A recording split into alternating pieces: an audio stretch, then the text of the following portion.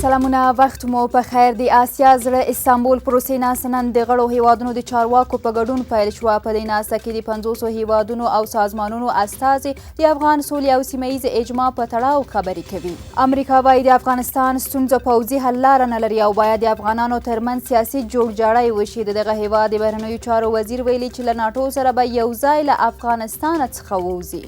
د سلما بند درې نور توربینونه فعال شول. د هرات ولایتي چارواکي وایي د دې توربینو له فعالېدو سره د هرات د برېښنا په شبکه کې 1.5 میګاواټه برېښنا ور اضافه شوه. په تخار کې د 160 میلیونو افغانیو په لګښت د نجونو د 2 ښوونځیو ودانۍ جوړې شوي. دغه ښوونځي 15 درسي او 15 اداري خونې لري چې شاوخوا 8000 زده کوونکي پکې په زده کړو بوخت دي. راشد مجیب او محمد نبی IPL کې د لوبېدو په موخه له خپلې لوبډلې سره یو ځای شول. سږکال به د هندوستان په غوره لیګ سیالیو کې دغه درې افغان لوبغاړي د سن رایزر حیدرآباد لوبډلې لپاره لوبه وکړي.